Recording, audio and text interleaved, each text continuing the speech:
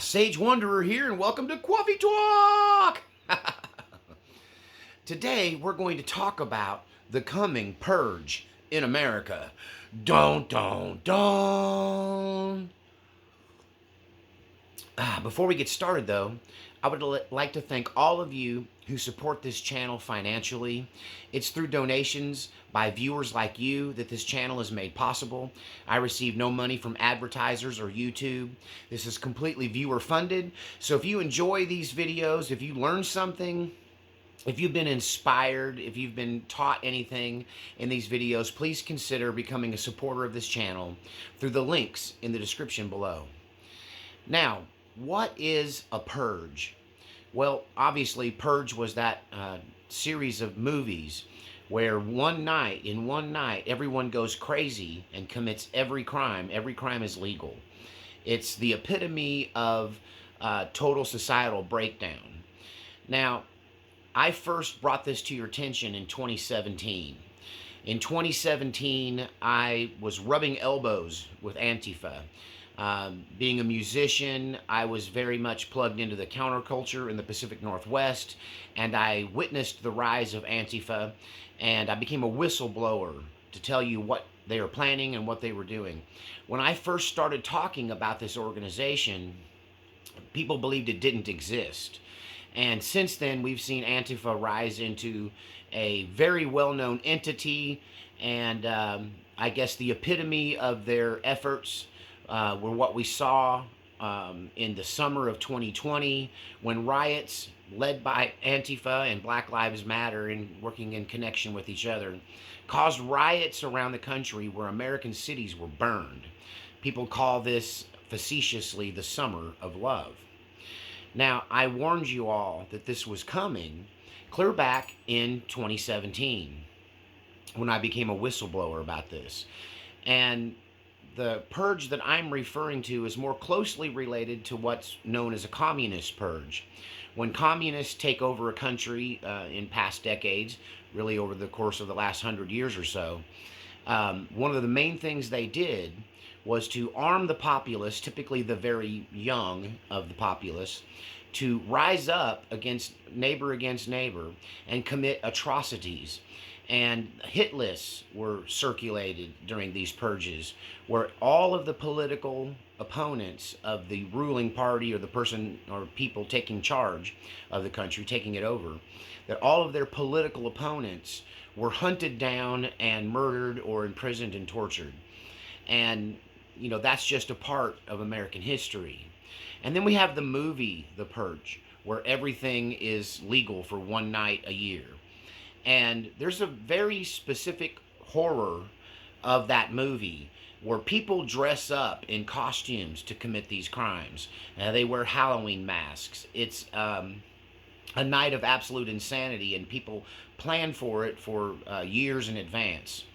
And so I became aware of Antifa's intention of committing a communist purge against the American people in 2017, and I talked about it in a video that's one of my more viral videos, many thousands and thousands of views, and that video was called Antifa Hit List and the Purge. This is where Antifa revealed to me that they intended to kill all of the Trump supporters. They intended to kill all of the Christians. They intended to burn churches. They intended to invade homes, taking what they wanted from the homes, killing all the occupants, and setting the houses on fire when they leave. And when they first told me about this, I envisioned them all dressed in black like ninjas, wearing their Antifa costumes with their faces covered. But, you know, I'm starting to see a more flamboyant kind of presentation. If you look at the recent attempt on Donald Trump's life, you could say that that man was more or less the leftist Antifa type. He was an activist. He was very much opposed to Donald Trump and the Republicans, and he listened to the rhetoric that's been spouted by the press for the last several years that Donald Trump is a threat to democracy. And he was radicalized by basically Antifa ideologies, that we needed to do something, that we needed to rise up and become violent assassins. And in one of the pictures, he's wearing the American flag, and he has red, white, and blue painted on his face.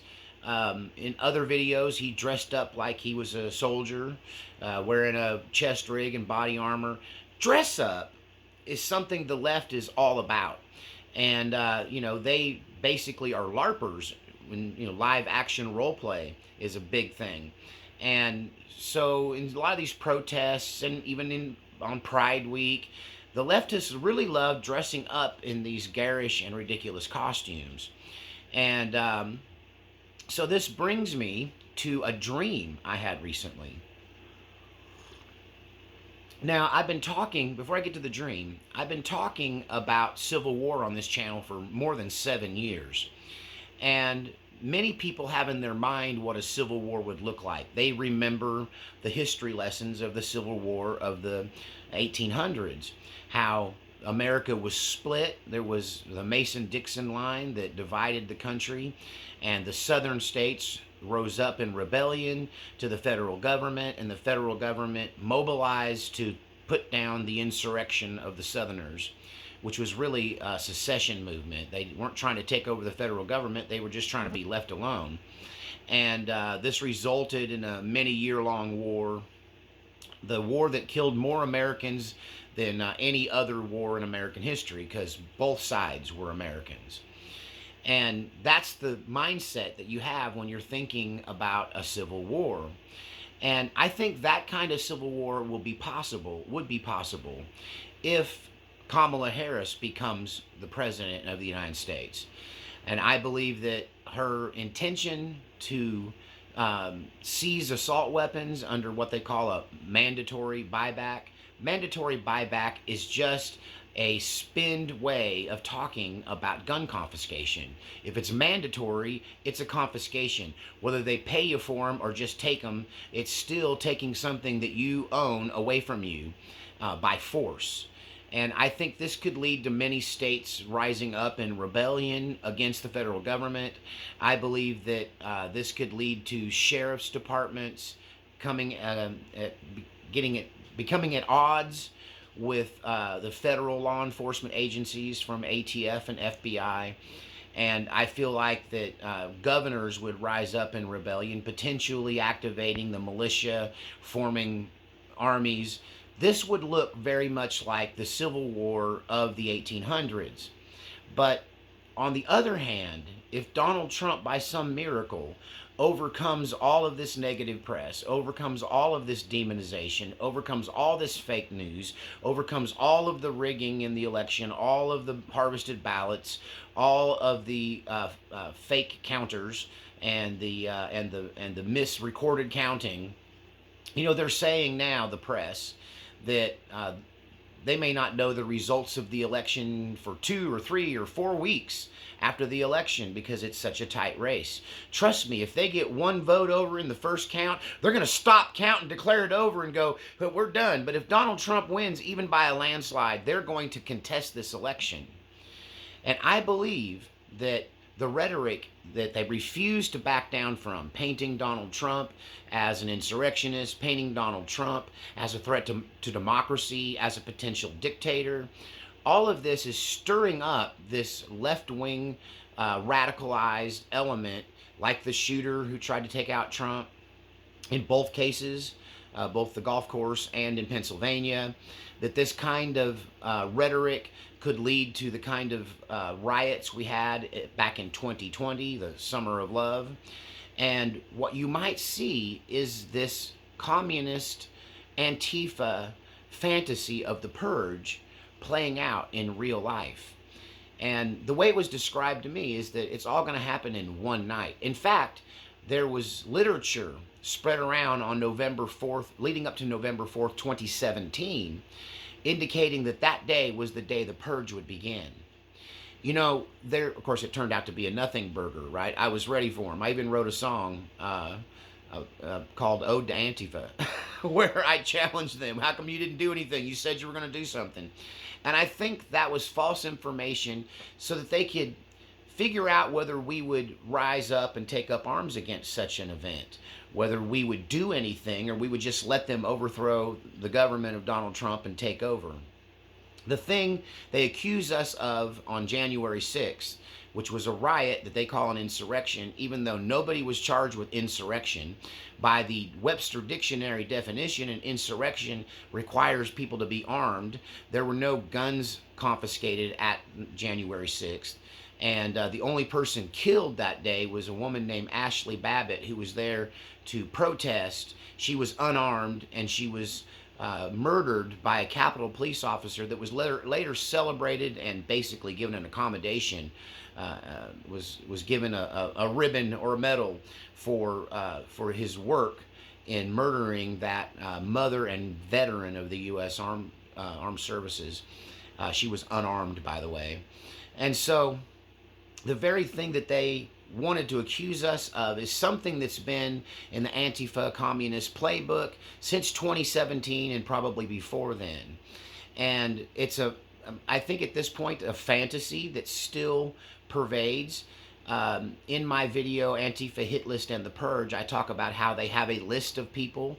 They were making a list 7 years ago. This list still exists and is growing today. And there could be a day where they set out to attack anyone who voted for Donald Trump.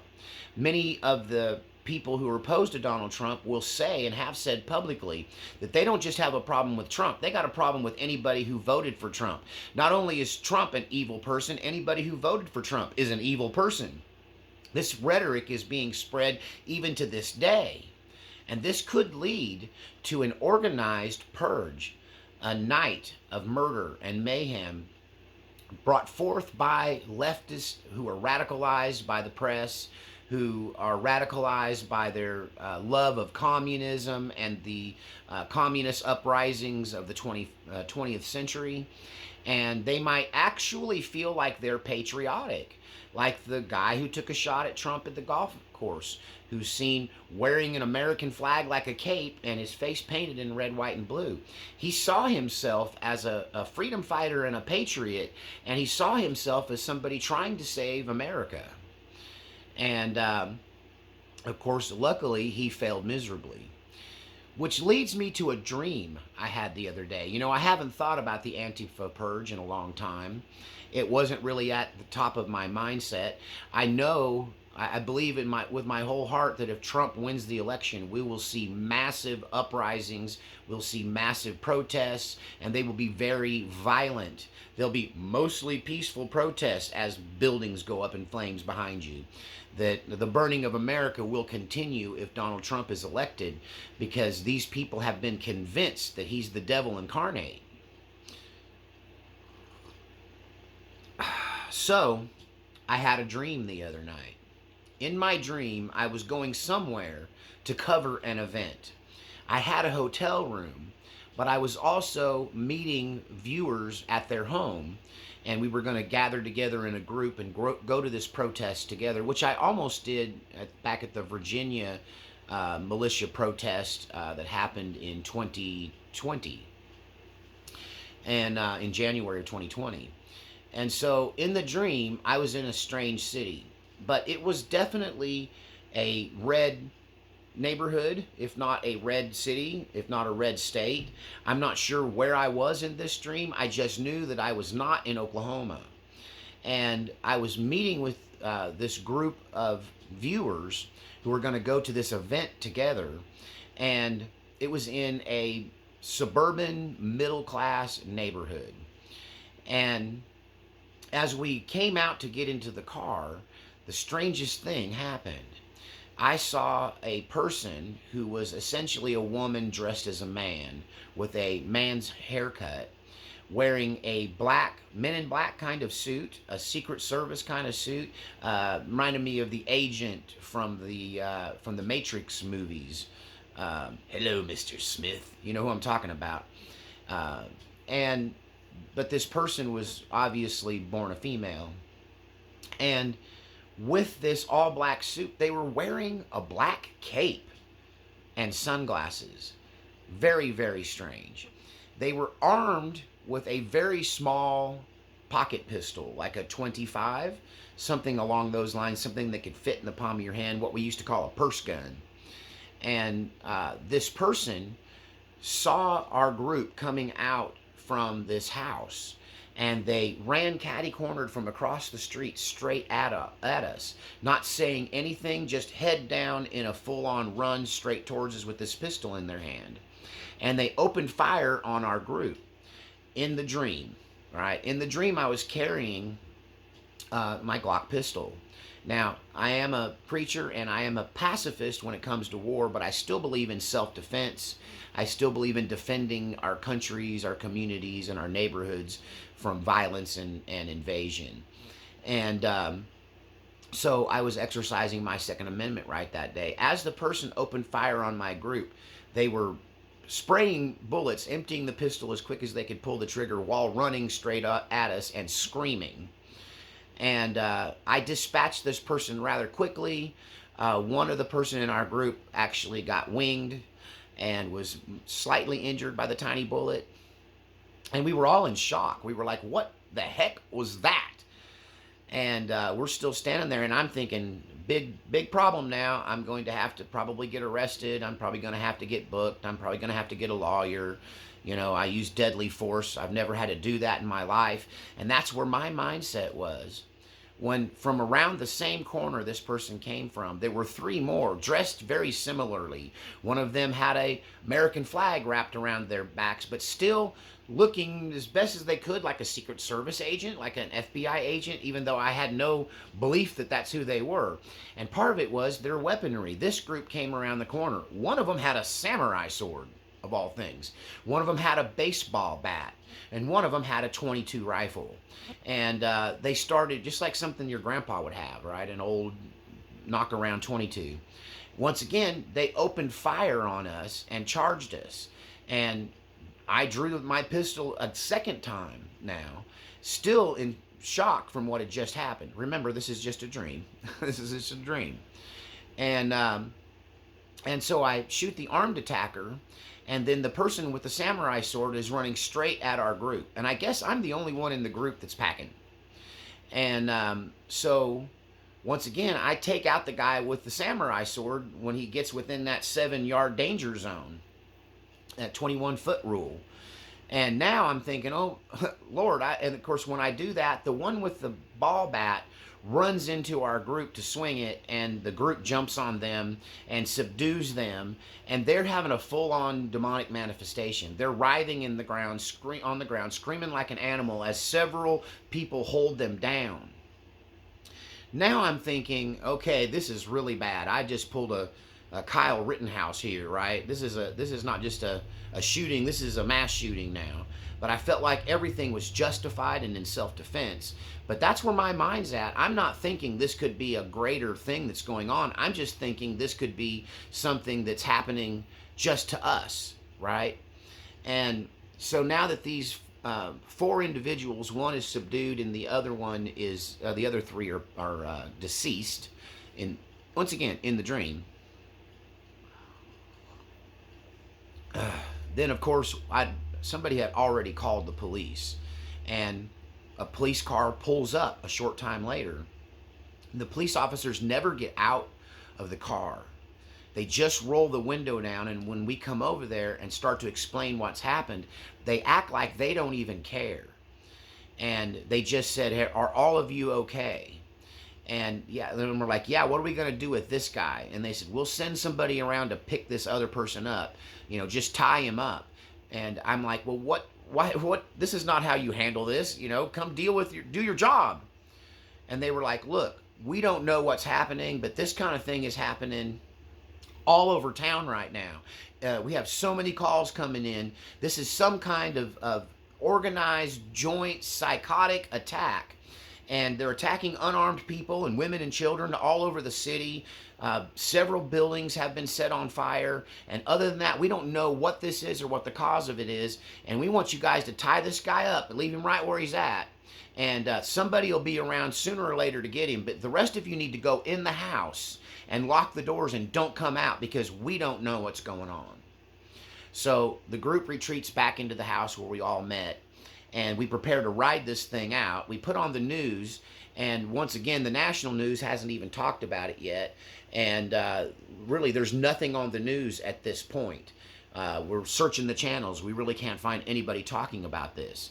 The person that lived there gets on the phone and calls several other people that they know in the town, and they've had similar experiences. There are crazed people in bizarre costumes running around, and they're not even telling us why. They're screaming and attacking people. And it was very terrifying. We didn't know if it was just happening in this town or in every town or nationwide or just in this state. We had no information. At this point, I decided that I did not bring enough ammo for this kind of junk. And in my hotel room, I know I have a rifle and some more ammunition for my pistol, and my body armor is there because I never travel without the basic kit. And so I really want to go back to the hotel room and get re-equipped. So I leave by myself with the rest of the group there. They do have guns in the house, so they feel somewhat safe. And I make the trip across town to my hotel room. And during this trip, I see several scenes of violence. In one situation, there is a guy with a butcher knife, and he's wrapped in the American flag. And he has his face made up. He almost looks like an American-themed clown, right? He has long hair, and he has a wild look in his face. And he has a very big knife, and he's chasing people through the street. And I can hear him yelling, "I'm a effing patriot. I'm trying to save our country." And meanwhile, he's just trying to kill people randomly. And he's trying to chase them down. Some of the people got injured and managed to get away from him. I come to another situation where there's a deadly fight going on between several people. Some of these dressed up people and normal citizens, and they're locked in armed struggle with blunt weapons and knives. And there's a policeman standing right there, and he has his weapon out, but it's pointed down, and he's not doing anything. And I get from the image that this policeman is terrified, and he's not going to waste one bullet unless they come for him. And at this point, they weren't messing with the police. They were just after citizens. And I get back to the hotel room in the dream once again. And I suit up and I get ready to go back to help defend my friends back where they are. And I turn the television on. And this is when I see it being reported that not only is it happening all over town, it's happening in every town, in every red state. That this attack is primarily focused on people who live in red states or people who live in cities that are red cities within blue states. It's anywhere that Trump supporters, conservatives, Christians gather. And I see from the news that churches are being burned, that government buildings have been taken over, and that there's massive carnage. And there's a lot of gunfights breaking out all over the country. And then I wake up. It was such a disturbing dream that I had to wake up and sit in my chair for a little while. I couldn't just roll over and go back to sleep. Now, I will admit that I might have had beans that night, and that might have been a bean dream, right? I'm not saying it's prophetic in any way.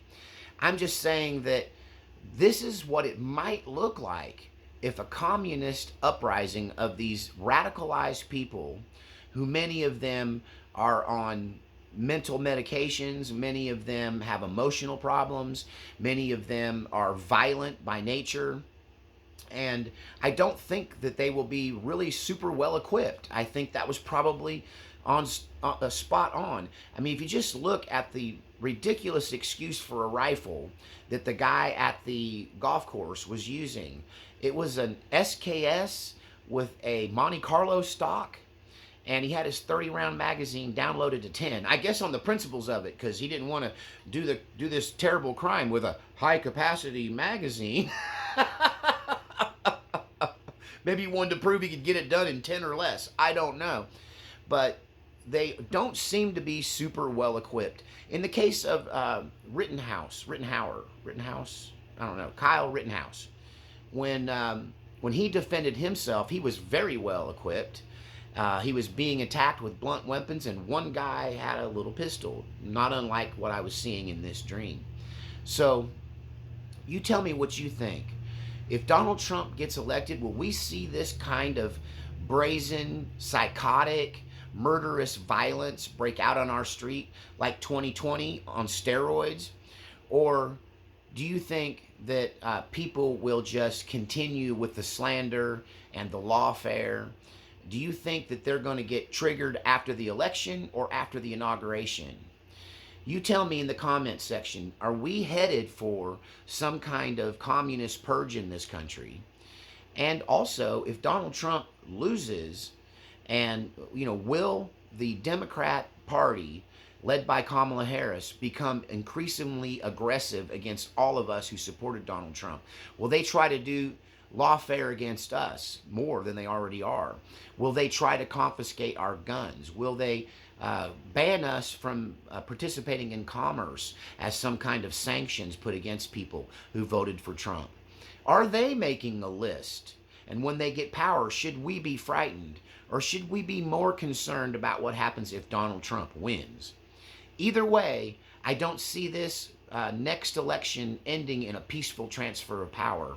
I hope I'm wrong, but time will tell. Tell me what you think in the comment section below. Don't forget to support this channel financially. Don't forget to give us a thumbs up, share the video, and make sure and check your subscription because YouTube unsubscribes people. And I'm not monetized around here, so I do need your financial support. Please help me out with a gift, and we'll see you next time on Coffee Talk.